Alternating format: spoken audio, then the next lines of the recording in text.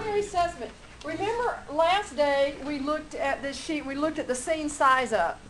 So what are the parts of the scene size up? The thing above the scene size up is what? Yes, okay, this is a group exercise, so I want to hear lots of your voices. So above scene size up is? DSI. Good work. So now under that, there are 5 things that you're going to do before you touch your patient, right? Basically, you're doing these from the truck. Maybe as you're getting out of the truck, you're looking. What are these things? Number 1 on the list, you can peek if you need to. Scene safety. What's the second thing? The mechanism of injury or nature of illness. We're looking at trauma right now, so most of us are focusing on the mechanism of injury. Now, what's the third thing? Number of patients. The 4th thing? Do what? Additional resources. Now, I think your sheet says additional EMS, but here it really is any additional resources that you may need. And what's the 5th thing? Consider C-spine. You need to commit those things to memory, because I can guarantee that next week you will get a quiz on this stuff.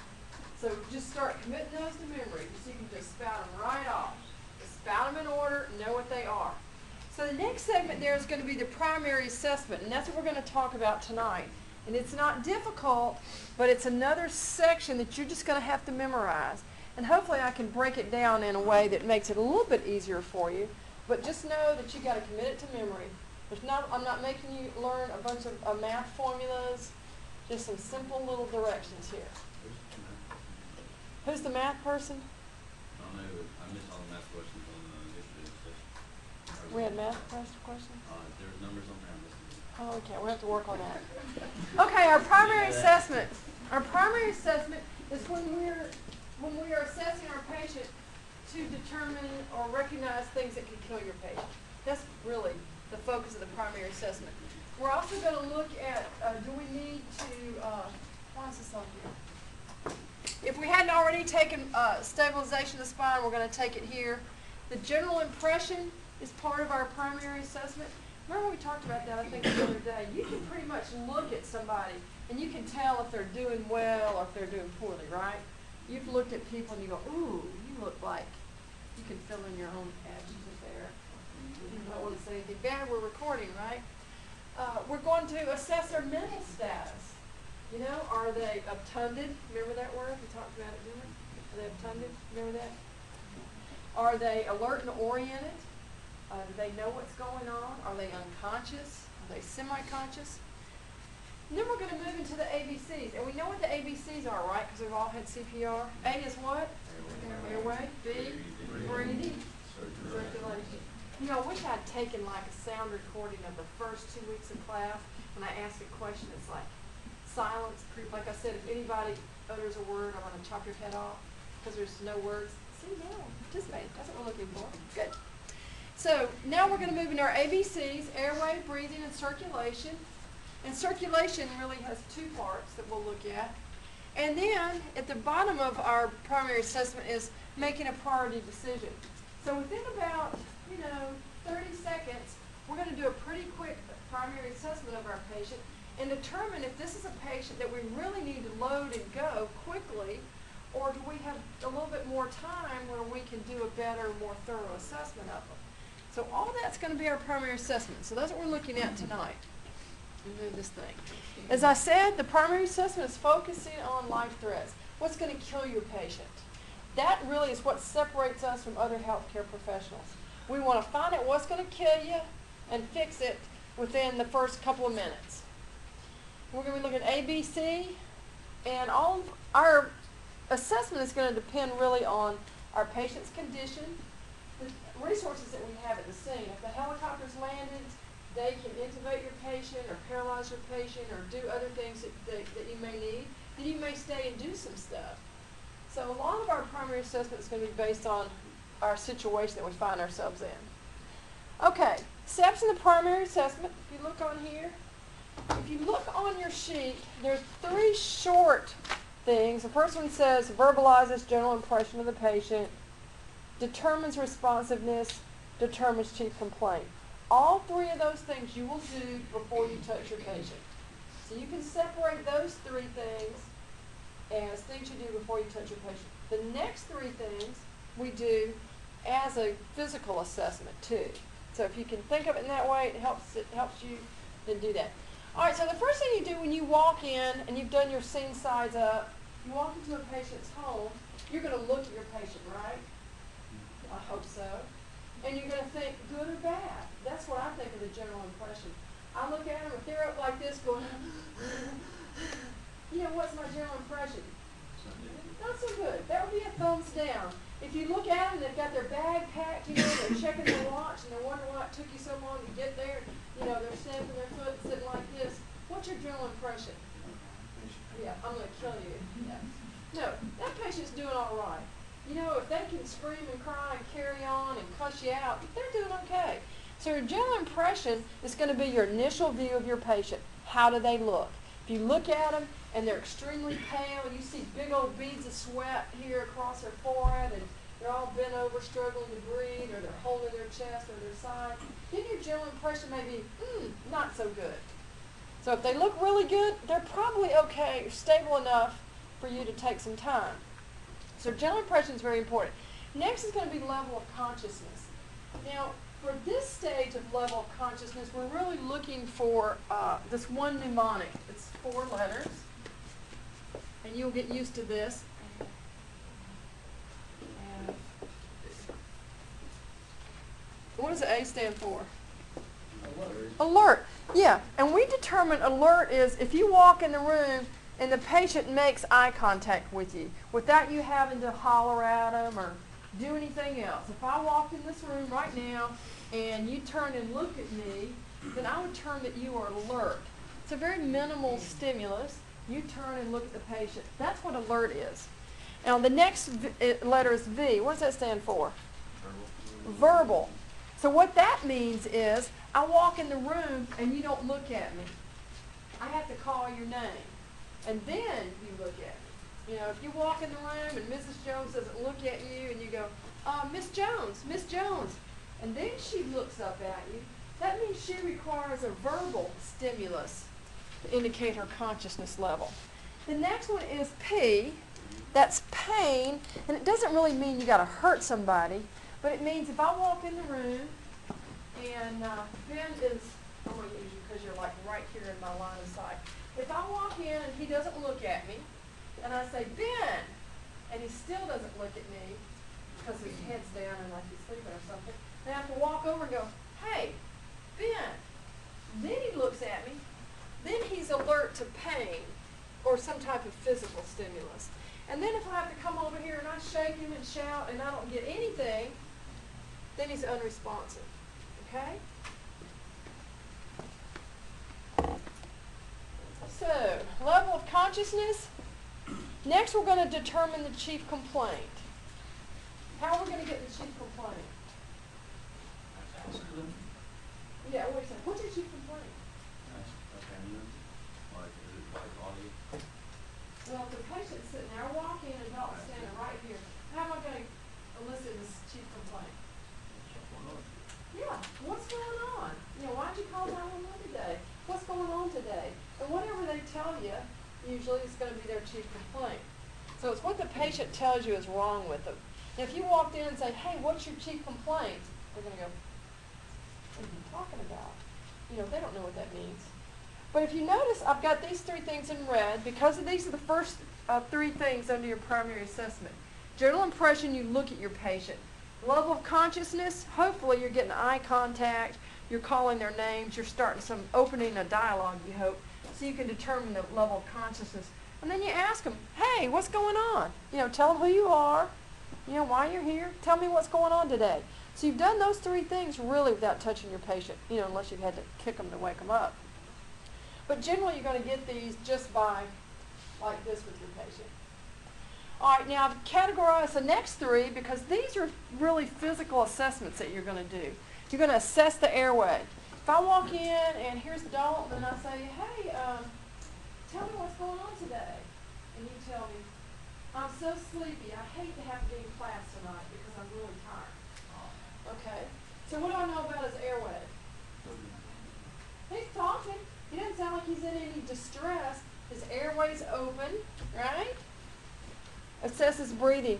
What do I know about his breathing? When he's talking to me, he said, yeah, you made me come to class tonight. Said you give me an F, I didn't come. What do I know about his breathing? He's breathing fine. Yeah, so very quickly, just by virtue of asking about his chief complaint, I've assessed his airway and his breathing, right? But you got to think about that. Now, what if I walk in and I say, what's going on? He's going, so how's his airway? Yeah, he's got some type of airway issue. We're not moving any air.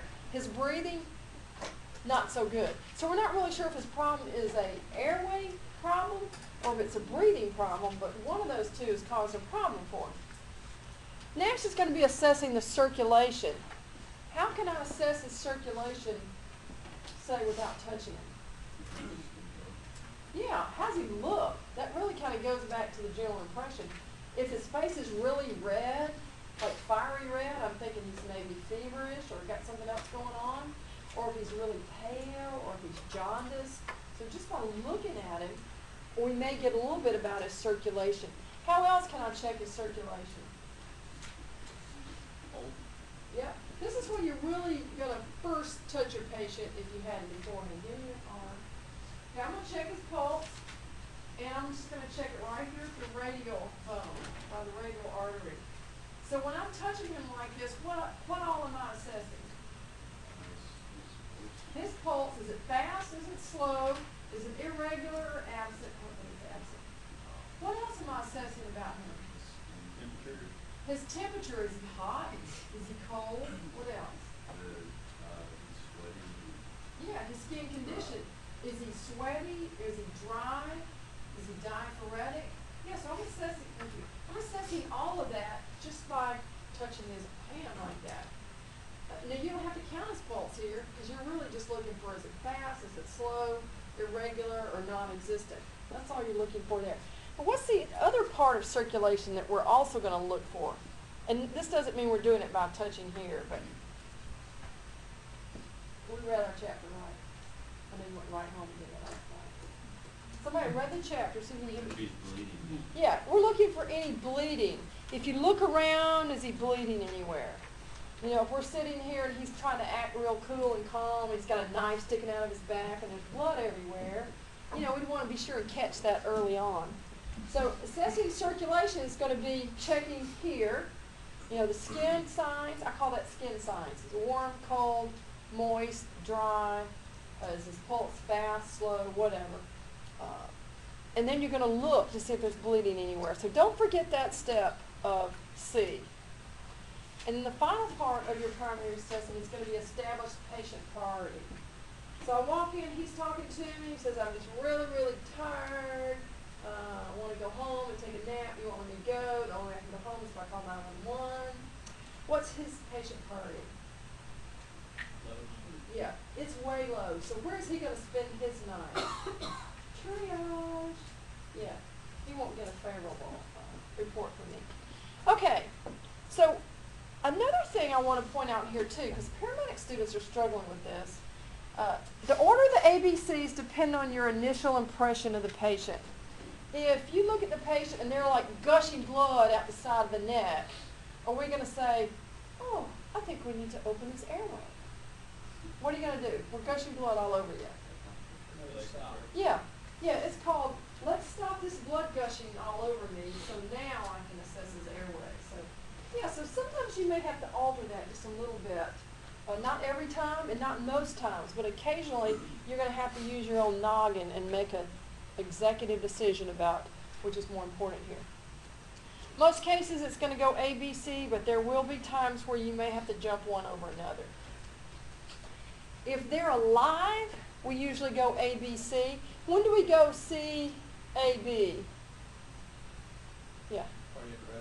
In cardiac arrest. That's if they're dead. Then we will certainly alter that.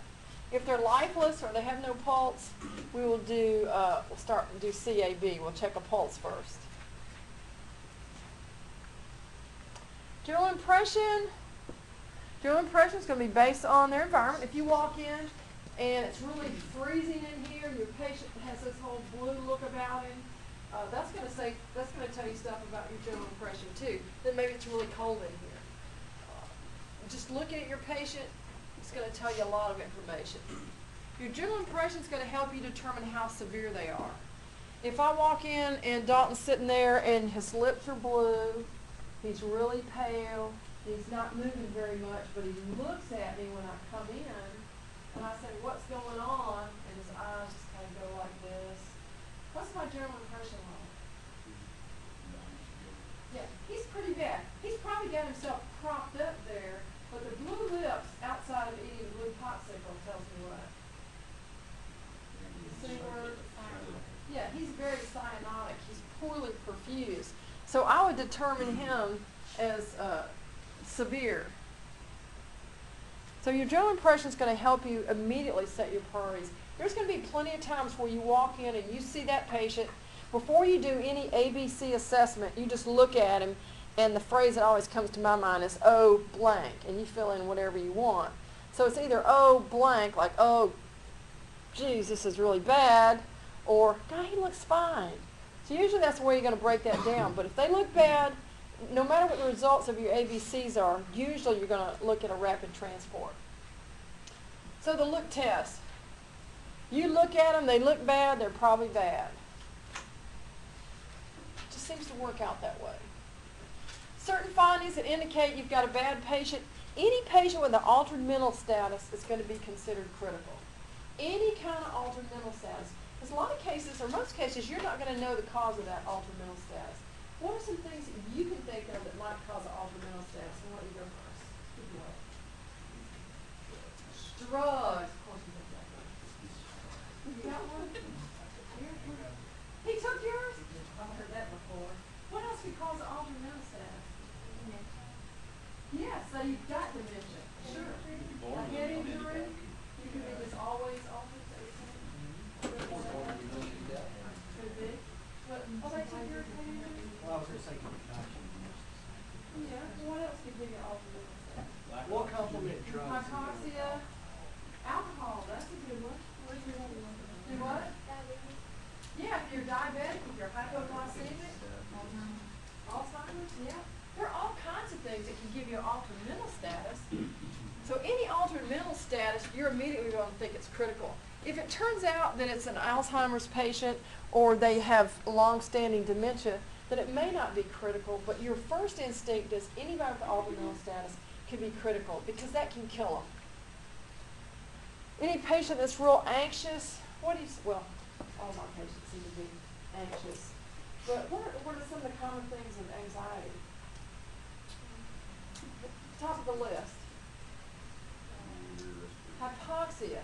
Yeah, not getting enough oxygen to the brain. Hypoxia is a common cause of anxiety. Look at their skin signs. You see any obvious trauma anywhere, that's going to indicate they got a problem. Specific positions. If the patient's laying down in bed, their head turned to the side, the eyes open like this, and the tongue hanging out, how's that? Y'all think? Is that good or bad? That's good. If they're sitting in tripod position, forward like this, going, how's that? If they're hanging over the toilet, going, how's that? That's good. Now those are bad positions, aren't they? If the patient appears lifeless, that's never a good sign. You're going to check a pulse, start CPR, get your AED ready. You get lots of those. You'll get dispatched to one unresponsive, and you get there, yeah, he's been unresponsive for 3 days. He's got rigor mortis. That's how bad he is. Well, he wouldn't be that way for 3 days and have rigor, but. Okay, you're going to be using your clinical judgment. I can't tell you, every patient that looks like this is going to be in this category, and everyone that looks like this will be in this category. You're going to be using your clinical judgment. You're going to be looking at things like the patient's age. You know, if the guy's 95 and he's laying up in bed, you know, the sun hanging out, pretty bad, right? If it's some guy at a fraternity house who's laying up in bed like this with his tongue hanging out, he's probably just tired. Not really, but some of you guys in here, not really. But you're going to factor in what's going on. Oftentimes it'll be based on their age and sometimes what their position is. Listen to the sounds. You may hear snoring respirations. Snoring is a result of what? The tongue dropping back and blocking the airway, certainly. So if you hear snoring respirations, usually what's the patient positioning going to be? You know, they're probably laying down, and so what are you going to do?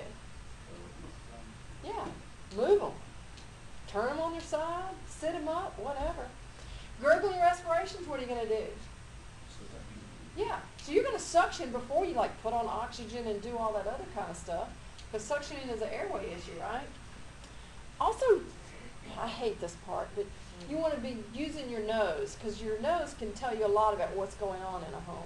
You know, if you walk in and you smell rotting food and rotting feces and things, that's when you what? Run for the door?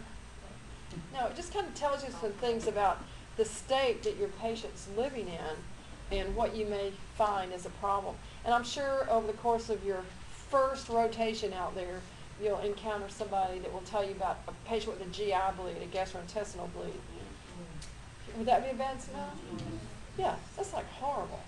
Blood itself smells bad.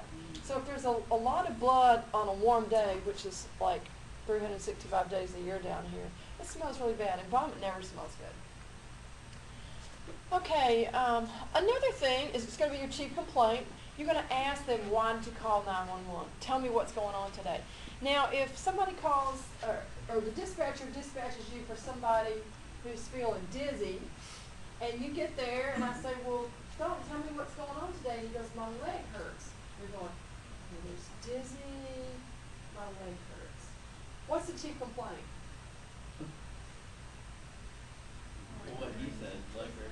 What is it? Yeah, my leg hurts. The patient's chief complaint is what he says is his main problem, not what you think it is.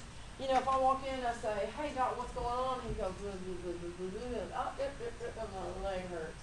And I check a blood sugar and it's 25. I know that his problem is he's got low blood sugar, hypoglycemia, but he's telling me his leg hurts. So the chief complaint is, quote, my leg hurts. And I put it in quotes so that that stupid sentence is attributed to the patient and not me.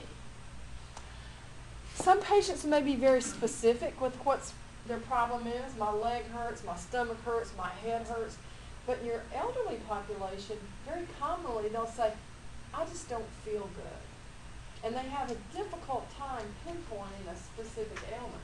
Could be they got so many things that are a problem, they can't identify it. But as you get older, some of your nervous system is not quite so good anymore, and they're not able to tell really what that cause is. They may not feel intense pain, like a chest pain, whereas somebody else might, a younger person.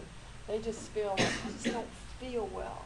You know, I feel weak, I feel nauseated, I just don't feel well. That doesn't mean there's nothing wrong with them. It can be serious, but if that's all they can tell you, what are you going to base it on? What do they look like, you know? Do they look sick?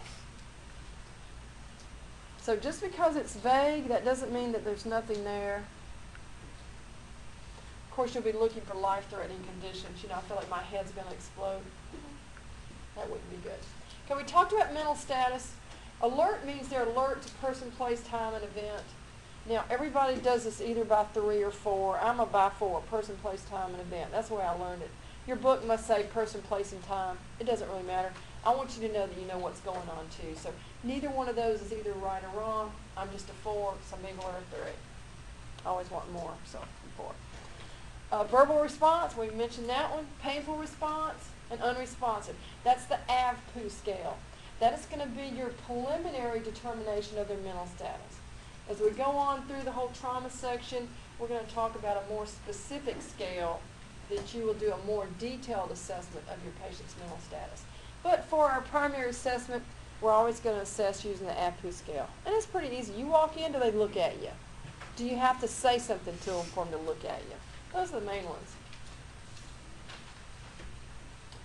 We already mentioned ABCs. The order may change based on the patient's situation. If they're gurgling, I'm going to suction before I do anything else. They could be laying on their side with your head all crumped down, causing them to gurgle or make snoring sounds when they breathe. If that's the case, what am I going to do first? I'll probably move them so that the airway is open, and then they may start breathing normally if you put them in a position. Remember when we were doing KED, and what was the other one for position of the head? Long spine board. You know, first you're going to put it in an inline position, and then you maintain it. So many times you're going to have trauma patients that have been ejected or fallen from a height or something, and they're in a really strange body position. You may have to move them so that they can get their airway open first before you do much of anything else. If the airway's not open, you got to open it. Anytime your patient is in respiratory rest, how do we manage that? Respiratory rest means they're not breathing. What do? They're just not breathing. Yeah, we're going to have to ventilate them. So we're going to bring out our bag valve mask. Notice there were a few of you that missed questions on the test last week. I was going to go over that tonight. Remind me to do that and I'll open it up. If they're breathing 7 or 8 times a minute or 68 times a minute, 6 or 8, not 68, you can't put a non-rebreather on them. You've got to bag them. So if they're not breathing or not breathing adequately, you're going to have to bag them. If they're not alert, there's a good chance they're not breathing adequately, but they may be. You'll have to determine that. If they're alert, but they're still breathing inadequately, then you're going to have to manage that. That's going to be bagging. Anybody that's breathing inadequately, you're probably going to have to use your bag valve mask. Okay, circulation. You're going to check the pulse. You're going to check their skin signs. And then you're going to check for any bleeding. So there's several things you do under the circulation step. So I know that one of the quizzes that I'll give you where you have to fill in the blanks from these assessment sheets, I hope that's like making you feel really stressful right now because I want you to learn these. But there's a blank there where you're going to have to write in skin signs and you're going to have to write in what you're looking for. So make sure you know those. Don't overlook that. It's too important. Okay, when you're checking the pulse, I already mentioned this, you want to know if it's normal, too fast, too slow, or absent. So you're just getting the character of the pulse. You're not timing it. Skin, we talked about this. Now, if a patient is shocky, if they're showing signs of shock, that means they are, what's that word that starts with a P? Poorly perfused. That's right. That means they're not getting enough blood and oxygen to the tissues, and then they're not being able to pick up waste products. And that can happen if there's a lack of oxygen in the blood or if there's a lack of blood flow, either one of those. So anyway, if they show signs of shock, you're probably going to notice they're pale. They're probably going to be moist. They're probably going to feel cool. They may even start to look cyanotic. The blood pressure may be low, probably tachycardic. All those are going to be signs of shock. And that's never a good sign. So as soon as we determine that the patient is showing signs of shock, then under the C, under circulation, we have to treat shock. So that goes for all your ABCs. If there's a problem with A, you have to treat and fix that problem with A before you go to B. So if the patient's like got snoring respirations, the tongue's blocking the airway, how are you going to fix the airway? Yeah, you're going to open the airway, and you may use an OPA or an NPA to position the patient. So then you move to B. If they're not breathing fast enough, if they're breathing inadequately, we have to fix it before we go further, right? How are we going to fix it? We're going to bag them. That's right. So we go to C. And remember all the things that we're looking at with C? If we find that they're cool and pale and diaphoretic, what are we going to do about that? How do we treat shock? Y'all done this on a skill sheet already. How do we treat shock? Oxygen, you keep them warm, you position them. Yeah, if they're bleeding, you control that bleeding. That's how you're caring for shock. So in ABC, each one of those stations, each one of those, if there's something wrong, you got to fix it. So if you move on down here and you start palpating the legs and checking peripheral pulses and stuff, before you've taken care of managing their shock, you may kill your patient. So with ABC, you've got to identify it and treat it. Identify it, treat it. Identify it, treat it. All right, patient priority is the next part after ABC down there. It says initiate shock management. We already talked about that. Identifies patient priority and makes transport decision. So how are you going to determine if your patient is a candidate for rapid transport or not? If you consider that they're a high priority patient. What kind of things will say, ooh, we got to go, or oh, we're okay? What can you think? Can you think of anything? What would make you determined that the patient was unstable, that you needed to go quickly. You have to change your name now. Just How that. do you say? You said I don't respond to Oh. anything you did. No wonder you're staring at me like that. I'm sorry, Jeremy. I'll get it. I probably did this last time. Can you think, what would make you think, oh, this patient's really serious, I got to go? Well, what is it by looking at the patient or doing your ABCs would make you think you got to go? Remember I talked about your general impression? What about looking at your patient would make you think that they're serious and you need to go? Yeah, if they're cyanotic, to me that's going to be I got to go quickly. What else would tell me that the patient was unstable? I've got one up there. You know, if the vital signs are within normal limits. Of course, we haven't taken vital signs yet. But if you felt their pulse and it all felt good, their skin signs were good, their respiratory rate was good, no strange sounds, they had a good mental status. Does that sound like a stable patient or an unstable patient? That sounds like a stable patient. Yeah, so if most of all the things that you're checking are within normal limits or normal range, call it WNL, within normal limits, then you probably bought yourself a little time there. So other things that make them stable, well, potentially unstable, you're looking for anything that could cause deterioration of your patient. If they're tachycardic, remember what that is? Yeah, if the heart rate is really fast, say they're tacking along at 200 beats per minute. Why is that a problem? Sounds like more blood circulating, doesn't it? Do what?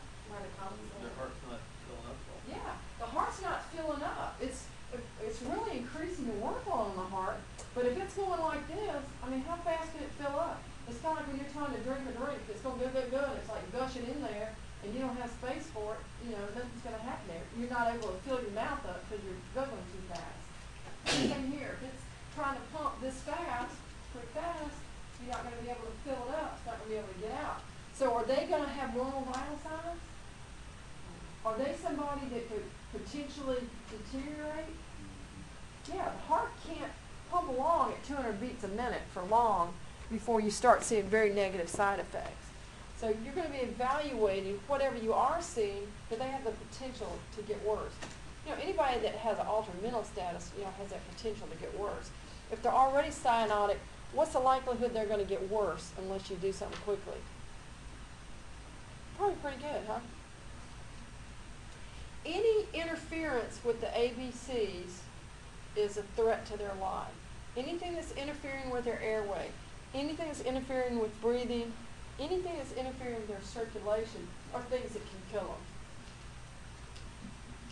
Anything that can kill them is going to put them into a higher category.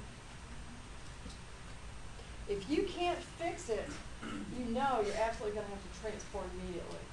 You know, if you're bleeding a lot, I can probably control that bleeding and get that taken care of. If I can't, I better be making a really fast run out to the ambulance. But if they're an unstable patient, you're going to need to transport them pretty quickly as soon as you can stabilize A, B, and C and do everything else en route. That would include vital signs. You know, if they've got a broken leg with a bone sticking out and they can't hardly breathe, which one's going to be my priority? Breathing. It's going to be breathing. So I'm going to stabilize breathing, transport, and during transport, I'll take care of that bone sticking out. Why must you continue to reevaluate the primary assessment? Something changes. Yeah, what I tell you about patients, the D word, they're dynamic, they're changing. So yeah, just because they look good now, that doesn't mean they're going to be good 5 minutes from now. Okay, patient characteristics.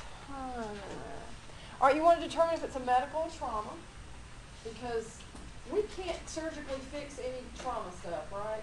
We can control some bleeding, things of that nature, hopefully help some airway problems, but most of your traumatic injuries are going to need to be transported immediately. But whether we move quickly or not may be based on is it a medical or a trauma. There aren't traumas usually that we can fix. Can we fix anaphylaxis?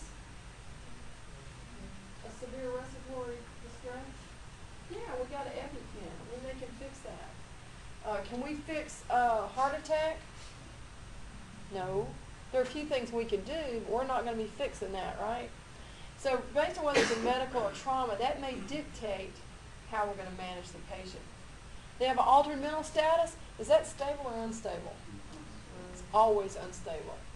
Now, there's differences between children and adults. Children can become unstable much more quickly than adults can. Adults, I've probably drawn this before. Adults kind of go like this. They start out like this, and they just gradually get worse. Children compensate. So if you think about what that means, they go like this, and then they fall off a cliff. So they can look really good right here at 1702, and at 1704, they've fallen off the cliff, and they are. But these guys, you see it happening, you can track it, you can intervene anywhere along here. But these guys, you have to anticipate and treat, or they're going to be here. So I can't emphasize the importance of recognizing that. A child that looks stable many times does not remain stable. And how will you recognize or anticipate a problem with a child? Mechanism of injury or nature of illness. If they've got epiglottitis, and we'll talk about that I think probably next week, then no matter how stable they seem, the potential for them going unstable is very, very good. Whereas adults may not move quite that quickly.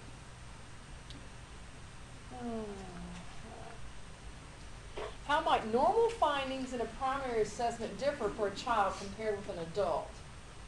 I just told you that. For what?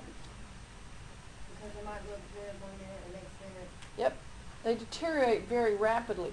So the primary assessment may look good on a child. But for an adult, if they're fixing to deteriorate, they won't look good. So with a child, you have to assume the worst and hope for the best. Capillary refill is something that we'll talk about that in vital signs, but we check a capillary refill on all kids 5 and under because it's usually pretty accurate. Their vascular system, their cardiovascular system is still usually very healthy. You press on their fingernail, it usually springs right back to color in under 2 minutes. It's very accurate.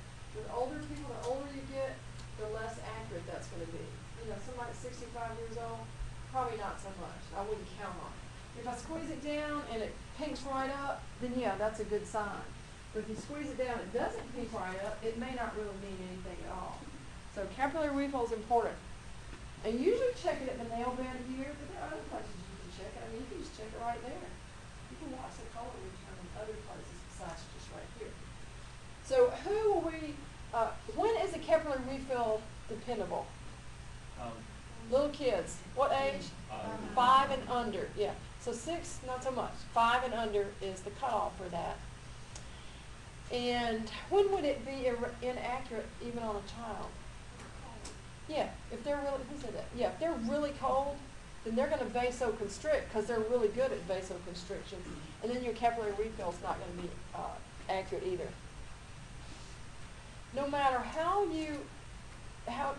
the patient presents themselves, you've still got to systematically go through the primary assessment.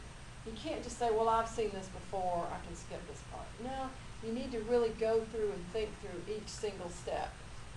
You need to recognize your general impression. After a while, you won't even think about it because it'll be second nature for you. But at this point, you may need to force yourself to notice their general impression. Some people are not noticers, and then other people notice everything. I'm not one of those. I have to work at it. But yeah, you need to be noticing your general impression. Does that make sense? Recognizing that you see it. You've got to make sure you assess mental status. Remember earlier in the semester we talked about consent and refusal? A big part of refusal is going to be mental status. So you've got to make sure you recognize that they have a problem with mental status. You got to look for it. Then, of course, the chief complaints. Now, there's 2 parts here. There's chief complaint and apparent life threat. What's going to be the difference in those two? Okay, if I come in and I ask Dalton what's going on, and he's unconscious, can I get his chief complaint? No. So I'm going to have to attribute an apparent life threat there. Either there is or isn't. If he's unconscious, that means he has what? Altered mental status? And altered mental status is always an apparent life threat. So if he can't get the chief complaint, I'm going to attribute one to him in the form of, is there a life threat? You know, if he's just asleep and snoring, not so much. But that's unlikely. So then you're also going to check your ABCs, and then your priority of transport. This is your primary assessment. That's pretty quick, wasn't it? Your primary assessment is your systematic approach to your patient to very rapidly determine if they have any life threats. Determine them and then fix them. When you go down your checkoff sheets on your medical and trauma assessments, if you just recognize a life threat and you don't do anything about it, you fail that station. So if you recognize they're only breathing 6 times a minute, and then you auscultate the lungs, then you go and do a full assessment, what have you failed to do for that patient? Hello? That's the students not talking. Being the patient's advocate. Yes, but ABC, A, I open the airway, they have an airway. I've checked B, they're breathing 6 times a minute. I auscultate the lungs, put a splint on their leg, I take them to the hospital. What? Yeah, you should have ventilated him. You killed him. If you let that guy go from the time you pick him up till you get to the hospital and you haven't ventilated him, yeah, he's fixing to die and you killed him. So your general impression, as I mentioned, that's going to be something that's subjective. You know the difference between something that's subjective and objective? It's the same difference between a sign and a symptom. What's a sign? What's a stop sign? It's something I can see, right? So a sign is something you can see. A symptom is going to be something your patient tells you, or in this case, something that's subjective. Like the difference in Olympic sports. If you are a swimmer, as soon as you touch the end of the wall, the clock goes off, and we know exactly what that time is. There's no subjective issues to that. If you're a gymnast, and all the little judges vote, and they say, oh, she only got a 9.5, that's subjective. That's somebody's opinion. So if a patient tells you they have a headache, is that subjective or objective? That's subjective. I can't independently verify that. However, if I check their pupils and one is more unequal than the other, or they're unequal, would that be subjective or objective? That's objective. I can see that. So with your general impression, that is subjective. You're kind of looking at their skin color. You're looking at their body position. You're looking at their demeanor, checking their mental status, you know, are they looking at you? Are they alert? All that goes into your general impression, and it's subjective. You know, it's not carved in stone there. But that's what's going to help you make a determination. You've got like this sixth sense in your body that tells you that there's a problem. And that's what you're drawing on during your general impression. We do the AVPU scale to determine what the mental status is. When you're doing your ABCs, I'll put this in green. Threats to life must be treated before you do anything else. Okay? If they got a bone sticking out of their leg, you can't jump down there and treat that before you've secured the airway, ventilate it if you need to do that, you know, stop some bleeding there where they're going to bleed to death in a hurry.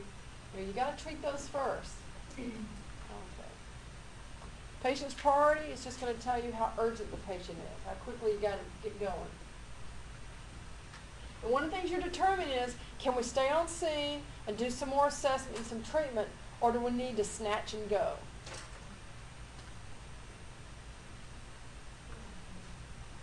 Things that'll tell you how they're doing, they can talk to you, what their mental status is. Okay. Middle-aged male is lying in the street after being hit by a car. He appears unresponsive as you approach.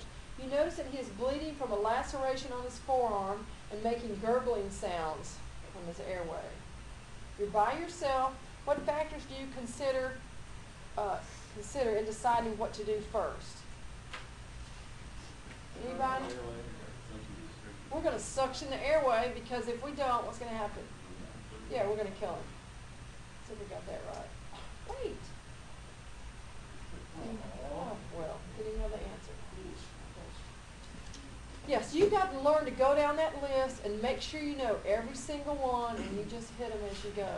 Even though right now it's trite having to learn that, but someday when you're in there looking at a patient, you're gonna go, oh yeah, now I know what you meant.